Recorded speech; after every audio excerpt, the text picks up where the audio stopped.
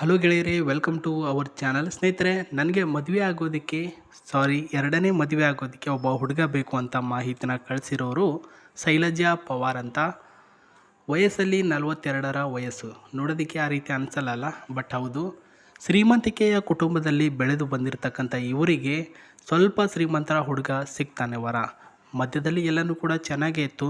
ಬರ್ತಾ ಬರ್ತಾ ಬರ್ತಾ ಅವರ ಒಂದು ಹದಗೆಡುವಂತಹ ಆರೋಗ್ಯ, ಕುಡಿಯುವಂಥ ಚಟ ಹೆಚ್ಚಿಗೆ ಆಯಿತು. ಹಾಗಾಗಿ ಇವಾಗ ವಿಚ್ಛೇದನ ಪಡೆದುಕೊಂಡಿದ್ದೇನೆ. ಗಂಡ ಮದ್ಯದ ಕಾರಣದಿಂದ ಬಿಟ್ಟು ಹೋದ. ಆ್ಯಂಡ್ ಪ್ರಸ್ತುತ ಇವಾಗ ಮನೆಯ ಕೆಲಸ, ಸಣ್ಣದಾಗಿರ್ತಕ್ಕಂಥ ಹೋಟೆಲ್ ಎಲ್ಲನೂ ಕೂಡ ನಾನೇ ನೋಡ್ಕೊಳ್ತಾ ಇದ್ದೇನೆ. ಆ್ಯಂಡ್ ಊರು ಬಂದುಬಿಟ್ಟು ಬೆಳಗಾವಿ ಹತ್ತಿರ ಅಥಣಿ.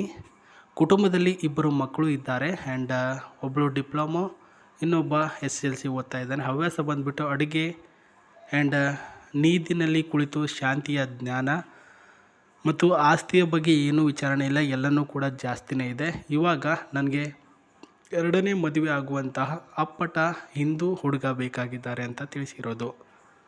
ಫೋಟೋ ಕ್ಲಿಯರಾಗಿ ನೋಡ್ಕೊಳ್ಳಿ ಅವ್ರದ್ದು. ಆ್ಯಂಡ್ ಅವರ ಬೇಸಿಕ್ ಇನ್ಫಾರ್ಮೇಷನ್ ಏನೇನಿದೆ ಅದನ್ನು ಕೂಡ ಕ್ಲಿಯರಾಗಿ ನೋಡ್ಕೊಳ್ಳಿ. ಯಾಕಂದರೆ ಒಂದಕ್ಕೆ ಸೆಟ್ ಆಗೋ ಹಾಗಿಲ್ಲ, ಪ್ರತಿಯೊಂದು ತಿಳ್ಕೊಂಡ್ರೆ ಮಾತ್ರ ಅವರು ನಿಮಗೆ ಸೆಟ್ ಆಗ್ತಾರಿಲ್ವ ಅಂತ ನೀವು ಕೂಡ ಅರ್ಥ ಮಾಡ್ಕೊಳ್ಬೇಕು. ನೋಡಿ, ಅವ್ರಿಗೆ ನೀವು ಮದುವೆ ಆಗಬೇಕು ಅಂದರೆ ಈ ಪಾಯಿಂಟ್ಸ್ಗಳು ನಿಮ್ಮ ಹತ್ರ ಇರಲೇಬೇಕು. ಒಂದನೇದು, ಅವಳ ಇಬ್ಬರ ಮಕ್ಕಳಿಗೆ ಅಪ್ಪನಂತೆ ಕಾಳಜಿ ಕೊಡುವಂತಹ ಒಂದು ಗುರುತು, ಮತ್ತು ದಿನವಿಡೀ ಕೆಲಸದ ನಂತರ ಮುದ್ದಾಗಿ ಬೆನ್ನಿಗೆ ತಟ್ಟುವಂಥ ಒಬ್ಬ ಹುಡುಗ. ರಾತ್ರಿ ಟೆರೆಸ್ನಲ್ಲಿ ಕುಳಿತು ಚಂದ್ರನ ಬೆಳಕಿನಲ್ಲಿ ರೊಮ್ಯಾಂಟಿಕ್ಕಾಗಿ ಮಾತಾಡುವಂಥ ಹುಡುಗ. ಮನೆಯಲ್ಲಿ ಜಗಳ ಬೇಡ, ಶಾಂತಿ ನೆಮ್ಮದಿ ಕೊಡುವಂಥ ಹುಡುಗ. ಎಷ್ಟೊಂದು ಚೆನ್ನಾಗಿ ಒಂದು ಪಾಯಿಂಟ್ಸ್ಗಳನ್ನು ಹೇಳಿದ್ದಾರೆ ನೋಡಿ. ಮೊದಲನೇದು ಹೇಳಿರೋದು, ಇವರ ಇಬ್ಬರ ಒಂದು ಮಕ್ಕಳು ಏನಿದ್ದಾರೆ ಅವರಿಗೆ ಒಳ್ಳೆಯ ಅಪ್ಪನಾಗಿ ಇರಬೇಕು. ದಿನವಿಡೀ ನಾನು ಕೆಲಸದಿಂದ ಬಂದಾಗ ನನಗೆ ಒಳ್ಳೆಯ ಮಾತುಗಳು ನೀವು ಆಡಲೇಬೇಕು. ಬಿಕಾಸ್ ನೀವು ಕೆಲಸಕ್ಕೆ ಹೋಗ್ತಿರೋ ಬಿಡ್ತಿರೋ ಬೇಕಾಗಿಲ್ಲ, ನಾನು ಬಂದಾಗ ಆ ರೀತಿ ಇರಿ. ರಾತ್ರಿ ಟೆರೆಸ್ ಮೇಲೆ ನಾವಿಬ್ಬರೇ ಕುಳಿತುಕೊಂಡು ಚಂದ್ರನನ್ನು ನೋಡಿಕೊಂಡು ಒಂದು ಒಳ್ಳೆಯ ರೊಮ್ಯಾನ್ಸ್ ಮಾಡಬೇಕು, ಮುದ್ದಾಗಿ ಮಾತಾಡಬೇಕು. ನಮ್ಮ ಮನೆಯಲ್ಲಿ ಜಗಳ ಬೇಡ, ಶಾಂತಿ ಜಾಸ್ತಿ ಇರುವಂತಹ ಒಬ್ಬ ಹುಡುಗ ಇದ್ದರೆ ದಯಮಾಡಿ ತಿಳಿಸಿ ಸರ್ ಅಂತ ಹೇಳಿದ್ದಾರೆ.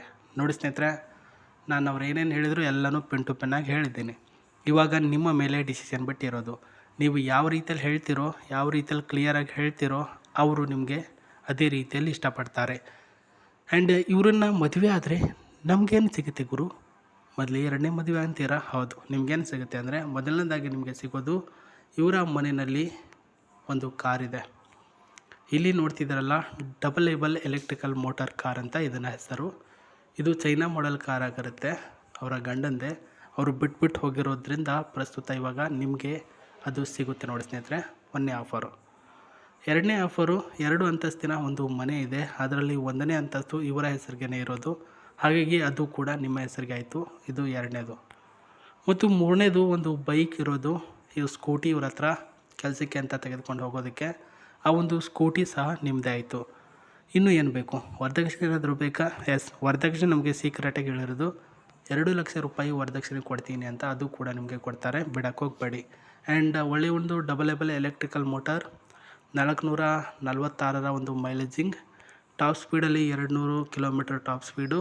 ಆ್ಯಂಡ್ ಕಲರಿಂಗಲ್ಲಿ ರೆಡ್, ಬ್ಲ್ಯಾಕ್, ವೈಟಲ್ಲಿದೆ. ಬಟ್ ಇವ್ರ ಹತ್ರ ಇರೋದು ಈ ಕಲರಲ್ಲಿದೆ ನೋಡಿ. ಇಷ್ಟೊಂದು ಚೆನ್ನಾಗಿದೆ. ಆ್ಯಂಡ್ ಒಳಗಡೆನೂ ಕೂಡ ಈ ಒಂದು ಕಾರು ಚೆನ್ನಾಗಿದೆ. ಅವ್ರ ಹತ್ರ ಇರುವಂತಹ ಆಸ್ತಿ ಎಷ್ಟಕ್ಕೆ ಪ್ರಾಮುಖ್ಯತೆ ಕೊಡ್ತೀರೋ ಅದೇ ರೀತಿ ಇವರ ಒಂದು ಕಾರಿನಲ್ಲಿ ಇರ್ತಕ್ಕಂಥ ಸಿಸ್ಟಮ್ ಕೂಡ ನೋಡ್ತಾ ಇದ್ದೀರಾ. ಜಾಲಿ ಲೈಫ್ ನೋಡಿ ಸ್ನೇಹಿತರೆ. ಅವರನ್ನು ಮದುವೆ ಆದರೆ ನೀವು ಎಂಜಾಯ್ ಮೇಲೆ ಎಂಜಾಯ್. ಯಾಕಂದರೆ ದುಡ್ಡಿಗೆ ಕಡಿಮೆ ಇಲ್ಲ ಅವರಿಗೆ.